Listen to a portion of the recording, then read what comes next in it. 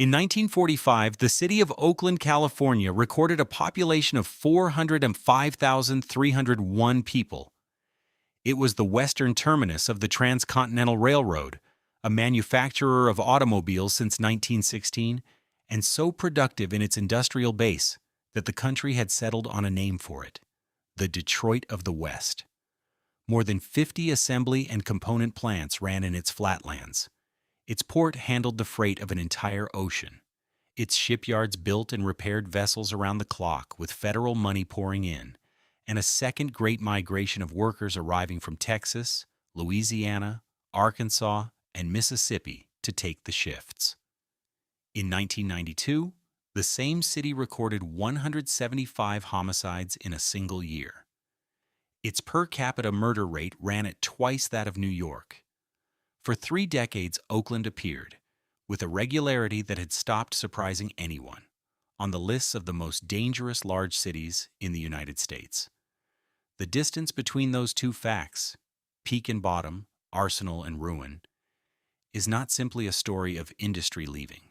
It is a story of what a city becomes when the work that built it is systematically removed, and when the people left behind are the ones who were never meant to stay. Chapter 1. The Detroit of the West. Oakland, California sits on the eastern shore of San Francisco Bay. It is not the famous shore.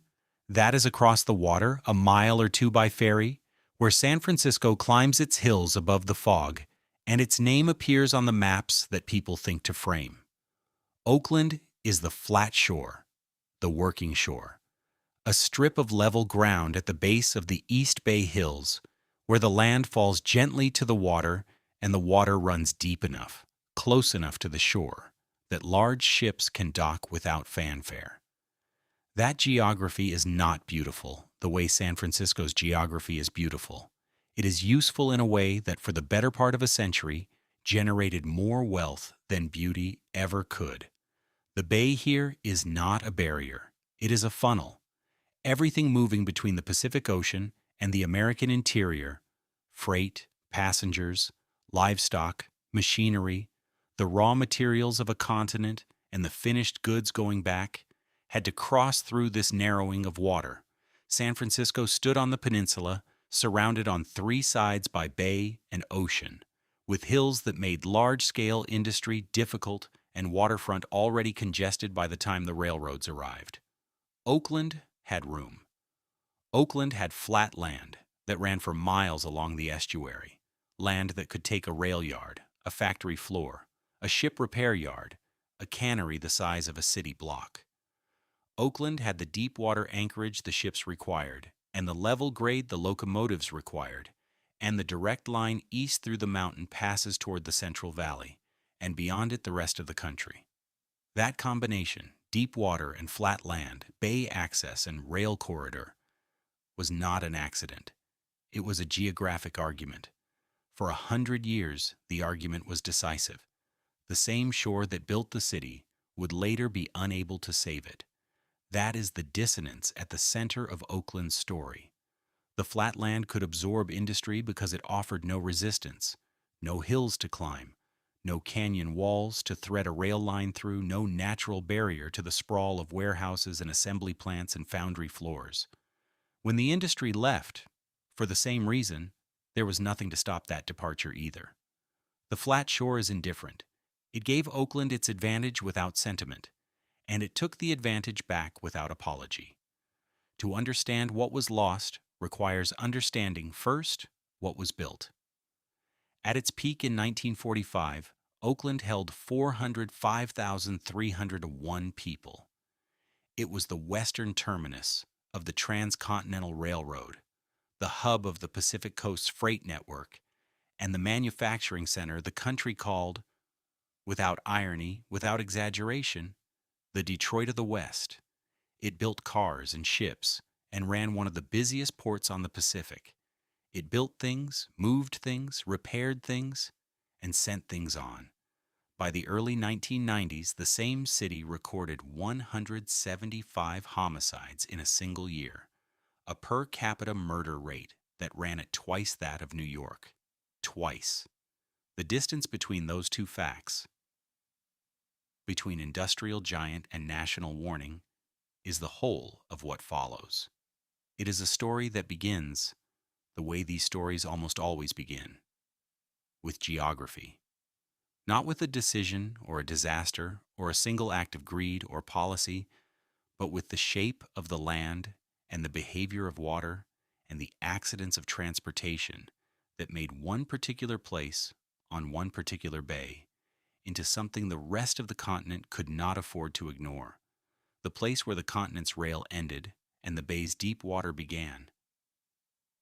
That junction, that meeting of iron and salt water along Oakland's waterfront, was the engine of everything that followed. The cranes that still stand over the estuary today are the last visible remnant of what that junction produced and what it could not, in the end, sustain. But we are getting ahead of ourselves. The cranes came later. The ships came later. Before any of it. Before the railroad and the factories and the 400,000 people packed into the flat land east of the bay, there was the shore itself and a few dozen settlers on land that had changed hands twice in a generation, and a young lawyer who understood, faster than almost anyone around him, exactly what the geography was worth. Chapter 2. The Waterfront. On May 4th, 1852, Oakland was incorporated as a town. The date matters less than the condition. There were no paved streets, there was no courthouse, no bank, no grid of established commerce. What existed was a raw settlement on the eastern shore of San Francisco Bay, populated by a few dozen men who had arrived during the gold rush years and stayed when the rush moved on, occupying land that had been taken from Mexican ranchos 2 decades earlier and, before that, had belonged to the Ohlone people for longer than California had been imagined. The incorporation gave the settlement a name on a document. It did not give it much else. The California that produced Oakland in those years was a place in which everything happened faster than institutions could contain it. Men arrived with plans and left with fortunes or with nothing. Land changed ownership through instruments that ranged from legal to fraudulent, with very little in between. The bay itself, the deep harbor, the tidal flats, the estuary where the freshwater creeks ran into the salt, was the whole point. Without that water, the settlement was an unremarkable patch of flat land east of the hills. With it, the settlement was a future port. The question, in 1852, was who would own the future. Enter Horace Carpentier.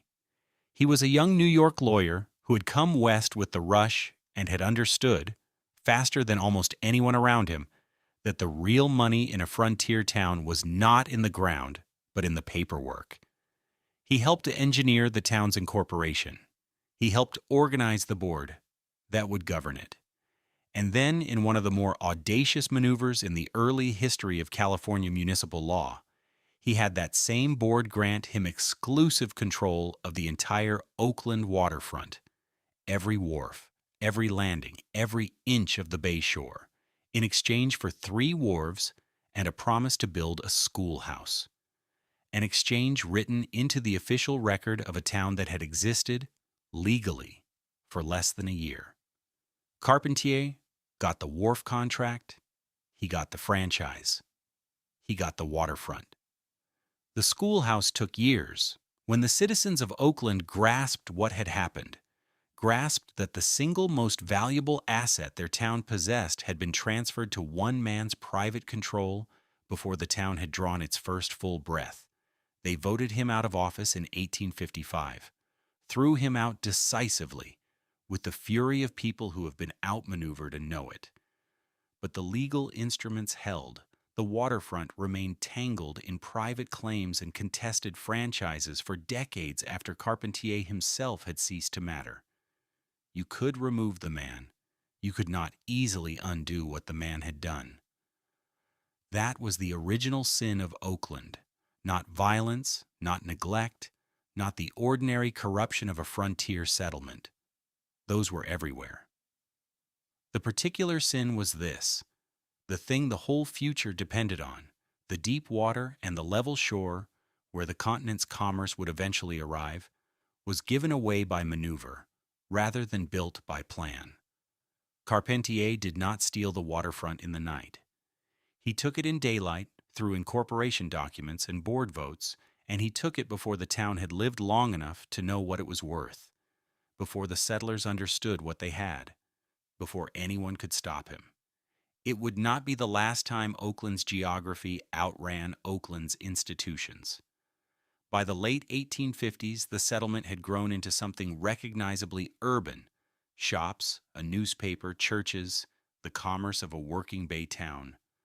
The canneries and the lumber yards and the foundries that would come later were still decades off. What the waterfront needed, to become what it was capable of becoming, was a connection to the interior of the continent, a line of iron running east through the mountain passes and across the Nevada desert and the Great Plains, all the way to a rail network that could carry the goods of the American economy to the Pacific and back. That line was coming. The surveyors had already walked the passes. The capital was being raised in Sacramento and Washington. A few men in California knew that when the rail reached the coast, it would end somewhere on the eastern shore of San Francisco Bay. At the junction of level land and deep water, at a waterfront that had already been fought over once.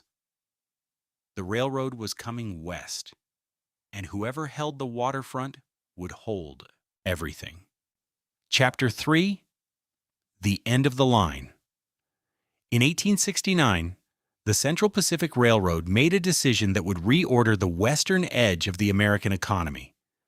The transcontinental line, 1,776 miles of iron track driven east from Sacramento and west from Omaha, finished at Promontory Summit, Utah, on May 10th of that year. Needed a Pacific terminus, not a way station, not a junction. A terminus. The place where the rail network of a continent would stop, where the goods would be transferred to ships, where the logic of the entire enterprise would come to rest. The Central Pacific chose Oakland. On November 8, 1869, the Oakland Long Wharf opened for service, and the nation's iron spine acquired its western anchor. The waterfront that Horace Carpentier had maneuvered into private hands 17 years earlier. That peculiar original bargain, a schoolhouse and some wharves traded for the most strategically located shoreline on the bay, was now the single most valuable piece of ground on the West Coast. The Central Pacific had to work through the tangled web of waterfront rights that Carpentier's 1852 maneuver had created. The asset had been grabbed when Oakland was a speculative hamlet at the edge of a gold rush. It had become, almost overnight, a pivot point of continental commerce. Whatever Carpentier and his successors had imagined in 1852, they had not imagined this. Few people had. San Francisco had the fame and the banks. Oakland had the railhead. This distinction was not merely civic vanity. It was the organizing fact of the regional economy for the next several decades. Every crate of goods moving between the Pacific trade and the American interior passed through Oakland's waterfront. Every passenger arriving from the east stepped off a train on Oakland's flat shore before crossing the bay by ferry. The city across the water had the hotels and the financiers. Oakland had the function. It was, in that sense, the more essential of the two. The rails rewarded the land around them. Through the 1870s and 1880s, industry followed the tracks onto the flat estuary ground the way water follows the lowest grade, not by design, but by the logic of adjacency and cheap freight. Foundries rose near the rail yards. Canneries appeared along the estuary, processing the salmon and fruit that the surrounding valleys produced. Lumber yards stacked timber, hauled down from the northern hills. Rail shops spread across the flat land, maintaining the rolling stock that moved through Oakland in both directions, east and west, without stopping. The work was loud, and it was unceasing, and it built the city from the waterfront inward. Oakland grew as a working town. It was the place that welded the iron and stacked the crates and moved the freight. It was the place that packed the peaches and repaired the locomotives and built the wharves that the cargo ships pulled alongside. San Francisco spent the money. Oakland earned it, though not always at a rate that made that distinction matter to the men on the shop floor. The junction where the continent's iron met the bay's deep water was not a monument to ambition. It was a place where things got done, and the things that got done there kept the Western economy moving. That junction, the estuary waterfront, the wharves, the place where rail tonnage became ship tonnage, would be rebuilt and enlarged and mechanized across the following century, until the scale of what moved through it would have been unrecognizable to the men who drove the first pilings of the Long Wharf in 1869. The cranes were still in the future. So were the disasters. Something else was also in the future. Across the water, in the older, more celebrated city that had taken California's early glory and its banks and its newspapers, the ground was not as stable as it looked. The hills were beautiful. The streets were full. And for the moment, everything seemed solid. It would not seem solid for long. Chapter 4. What the Earthquake Built. On the morning of April 18, 1906, the ground beneath San Francisco moved for 60 seconds. By the time the fires that followed had burned themselves out 4 days later, roughly 28,000 buildings were gone, and approximately half the city's population of 400,000 had been displaced.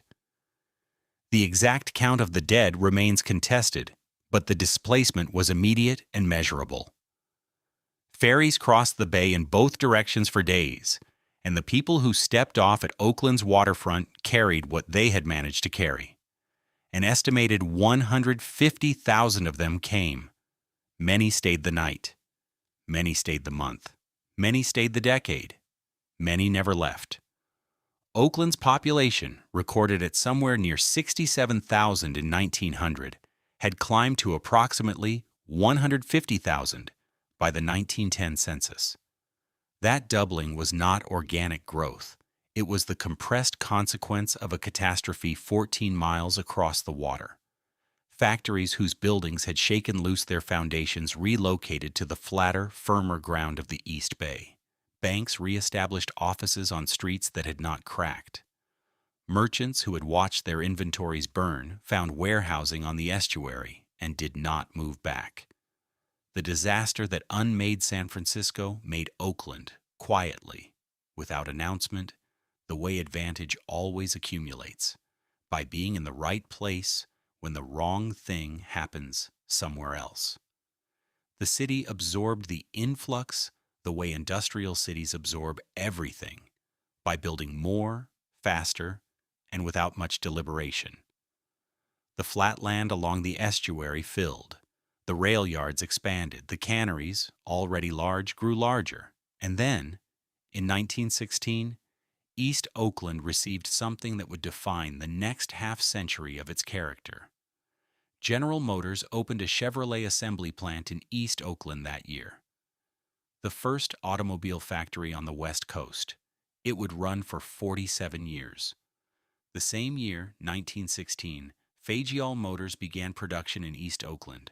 Its safety coach, low-slung and stable, would reshape the American bus industry and remain in service on routes across the country long after the company's name had faded from common memory.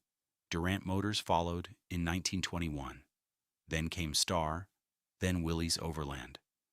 By the late interwar years, more than 50 assembly and component plants operated within the city's limits. When Chrysler expanded its operations there by 1929, the nickname had already become the designation by which the city was known in trade publications and industrial surveys from the Mississippi to the Pacific, the Detroit of the West. The name was not vanity. It was arithmetic. Consider what the city was producing by the early 1930s. It produced automobiles and trucks. It produced the metal that went into them, the machine tools that shaped the metal, and the internal combustion engines that powered the finished vehicles off the line. It ran some of the largest fruit and vegetable canneries in the country along the estuary flats, operations that processed the agricultural output of the entire Central Valley. It built and repaired ships. It did not have one industry. It had a dozen, each anchoring the others, each generating the upstream and downstream demand that kept the next one employed. That breadth was not an accident of geography. It was the compounding effect of 50 years of rail access and cheap flat land, conditions that made Oakland indispensable to the American West long before the automobile gave the city its loudest identity. The auto plants brought in metals work, brought in machine shops, brought in the whole ecosystem of precision manufacturing that a modern assembly line requires. General Motors, Fagel, Durant. Their names appeared on the roof lines of factories stretching across East Oakland's grid, a roll call of American industrial ambition finding its western edge. Something else was building underneath all of it. The same war that would push Oakland to its absolute peak was already visible on the horizon by the late 1930s, in the federal contracts arriving at the port, in the quiet expansion of the shipyards along the estuary, in the way the flat land was being measured and surveyed again, this time not for canneries or car plants, but for something considerably larger. Oakland had made nearly everything a peacetime economy required. What was coming would ask it to make things for a different purpose entirely. Chapter 5. The Arsenal. By the summer of 1943, Oakland was building the war. The Moore Dry Dock Company, its yards running along the estuary south of the port, had been in operation since 1905, repairing commercial vessels with the unhurried rhythm of peacetime maintenance. By 1942, it was working around the clock, 7 days a week, in 3 shifts, turning out attack transports, troop ships, and landing craft for a Pacific theater that consumed tonnage faster than any port in the country could replenish it. To the north, the Kaiser shipyards in nearby Richmond operated in close concert with Oakland's port terminals. The whole eastern shore of San Francisco Bay had become, in the span of 2 years, the largest ship production complex on the western seaboard. Federal contracts moved through the Bay Area in sums that would have seemed fantastic 5 years earlier.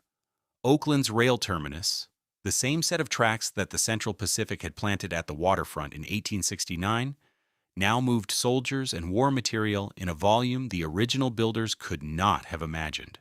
The port, the rails, and the yards were one machine, and that machine ran without pause. Almost 100,000 new residents arrived between 1940 and 1945.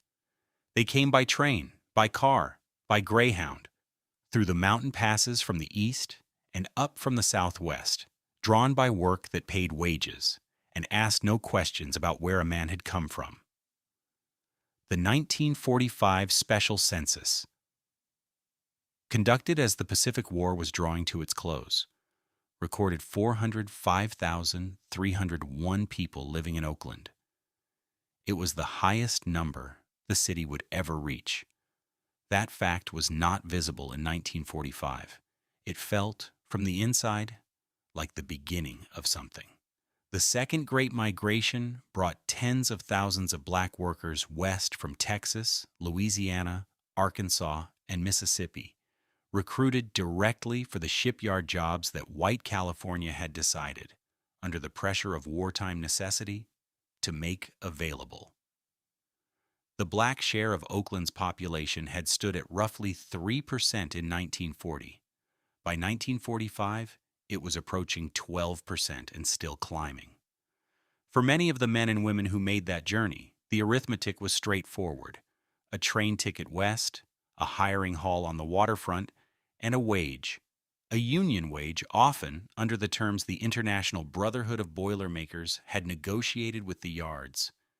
That was unlike anything available in the cotton fields of East Texas or the sharecropped parishes of Louisiana. The arrival was a man stepping off the Key System train at 7th Street with a duffel bag, blinking in the California light, walking toward the address on a scrap of paper in his pocket, walking toward a job. Picture 7th Street in West Oakland on a Friday evening in 1944. The shipyard shifts are changing and the street is filling. Men in work clothes heading to rooming houses and storefronts, and the churches that had appeared on nearly every block within 2 years of the migration's first wave. The air carries welding smoke off the estuary, and from the clubs that line the corridor between Adeline and the rail yard, the sound of the blues, Texas blues mostly, the music these workers brought with them in the same bags as their tools. Slim Jenkins' place is open, and the smaller clubs around it, and the barber shops, and the funeral parlors, and the black-owned grocery stores, and the offices of the businesses that had organized themselves into a commercial district with the speed of people who understood that a neighborhood would not be given to them, and so built one themselves. Church Street, Willow Street.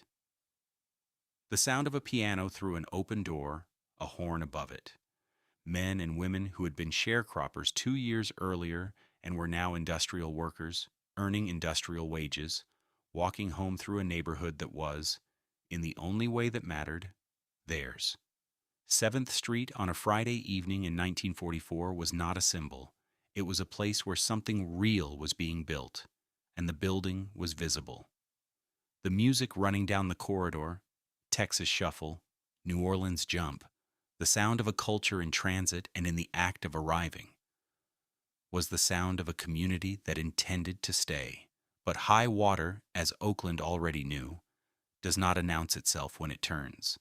The war's end was 8 months away from that Friday evening, and with it would come the end of the federal contracts, the winding down of the yards, the question of what a city built for a wartime purpose would do when the purpose was fulfilled. The men who had designed Oakland's industrial crescendo, the federal agencies, the shipyard owners, the war production boards, had not designed a plan for after. They rarely did. The 405,301 people the 1945 census recorded were standing on the high water mark of the city's whole history, though from where they stood, the ground felt solid, the lights were on, and the music was still playing. Chapter 6. The Quiet Layoff. The war ended in August of 1945. The shipyards received the news the same way any employer receives a canceled contract, with paperwork, then silence. Overtime vanished first, then shifts, then the workers themselves released by the thousands from yards that had been running around the clock since Pearl Harbor, handed their discharge papers and pointed toward a civilian economy that had not been built to absorb them. A city that had grown by nearly 100,000 people in 5 years discovered that the government which had summoned them had no particular interest in what happened to them next. The federal contracts expired, and the industries that had swollen the city began to contract. The naval repair work slowed. The more dry dock yards, which had launched and serviced warships continuously for 4 years, drew down their rosters through 1946 and into 1947 with a quiet regularity that made each individual layoff seem almost routine. It was not routine. Taken together, the cutbacks represented the systematic withdrawal of the economic engine that had built Oakland's peak. The 405,301 people the 1945 census had recorded were discovering what any city discovers when its one organizing purpose is abruptly fulfilled: that peacetime arrives like a closed door. The auto plants held for a while. General Motors had opened its Chevrolet assembly operation in East Oakland in 1916, the first automobile factory on the West Coast. And through the late 1940s and 1950s, it ran as it always had, turning out cars and trucks on a floor where, a generation earlier, the production line had been retooled for military vehicles. But in 1963, the company announced it was moving the work 17 miles south to a new facility in Fremont. 47 years of East Oakland production ended with a relocation memo. The plant that had given the city its Western Detroit nickname shuttered that year, and its closure was not the beginning of deindustrialization, so much as the clearest announcement that it was already well underway. From 1960 to 2000, plant after plant followed. Machinery works, metal fabricators, component manufacturers, the diversified industrial base that had made Oakland something more than a one-industry city. Each closure took a few hundred workers. The cumulative weight of them took a generation. Keep the Cypress Freeway in mind. We will come back to it. The freeway was completed in 1958, a double-deck concrete structure that the California Division of Highways drove straight through the western flatlands on its way to the Bay Bridge. Straight through meaning through West Oakland, through the same grid of streets that had become the Harlem of the West in the war years, the same neighborhood where a black worker had stepped off the train a decade earlier and found churches, blues clubs, and a corridor of black-owned businesses along 7th Street. The Cypress Freeway uprooted some 600 families. It did not ask them where to go. Around 400 Victorian homes were demolished that same year, 1958, to clear ground for a postal distribution facility. The Acorn redevelopment project followed, clearing roughly 50 blocks in the years that came after, including the historic stretch of 7th Street the war had built. The neighborhood that had assembled itself out of wartime migration and collective will was physically cut apart. By concrete, by institutional indifference, by decisions made in offices nowhere near West Oakland. The jobs left at the same moment the new residents arrived, and the new residents inherited a closed cycle.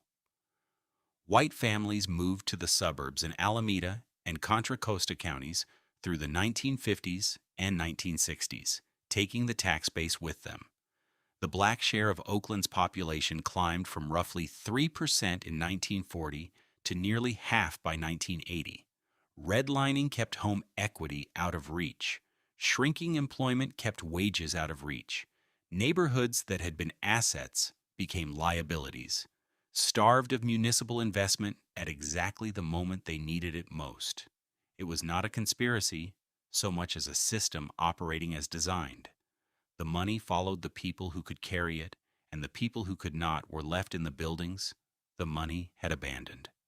On October 15th, 1966, two students at Merritt College, Huey Newton and Bobby Seale, founded the Black Panther Party in West Oakland. They organized armed patrols to monitor the Oakland Police Department, which West Oakland residents had documented as routinely brutal.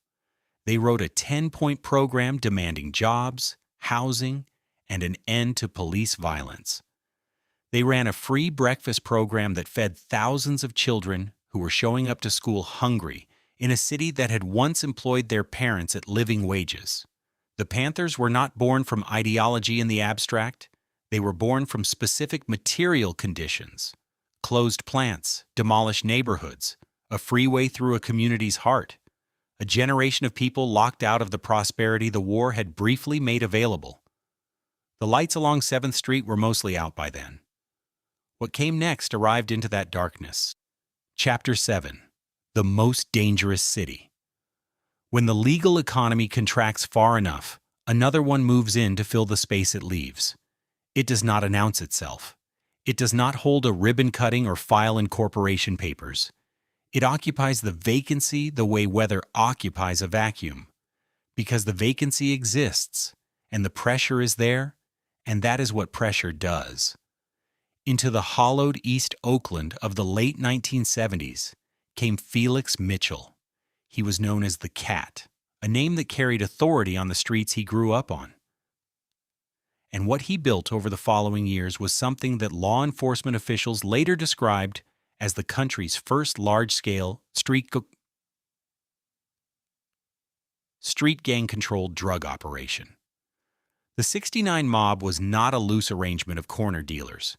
It was an organization, structured, disciplined, territorial, moving close to $1 million in heroin a month at its height.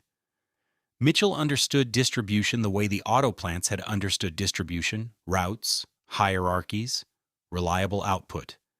The economy that replaced the factories ran on the same organizational logic as the factories. It paid worse for most of the people doing the work, and it killed far more of them. The gang wars of 1980 left a trail of bodies across the East Bay. Mitchell was murdered in federal prison on August 21, 1986. His death did not end the trade.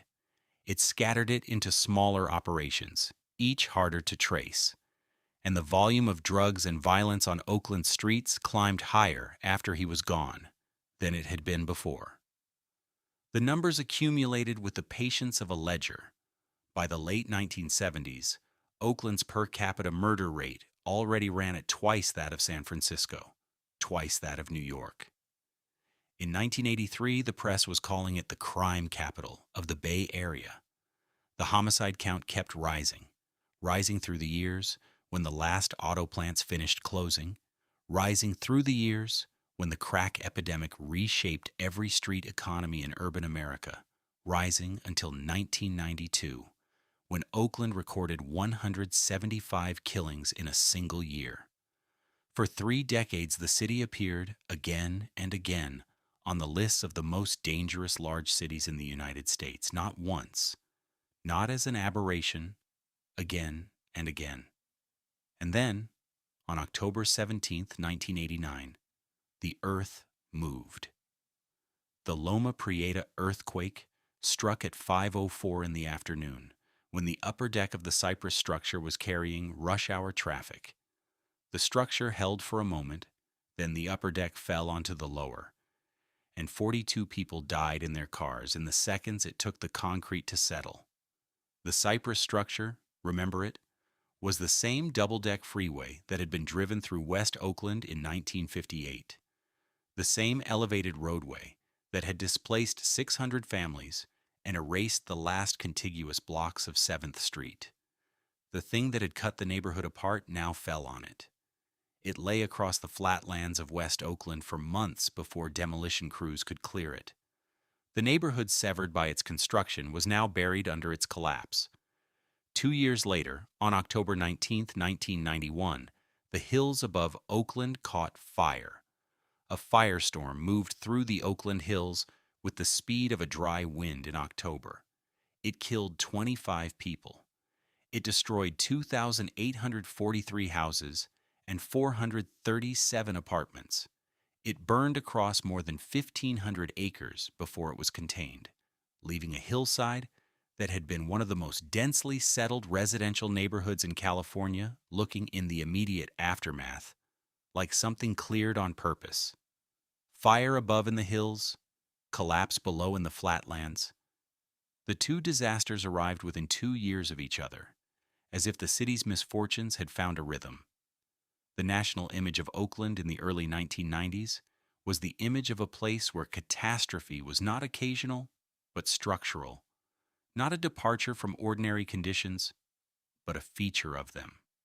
What survived it was not what anyone in 1945 would have predicted.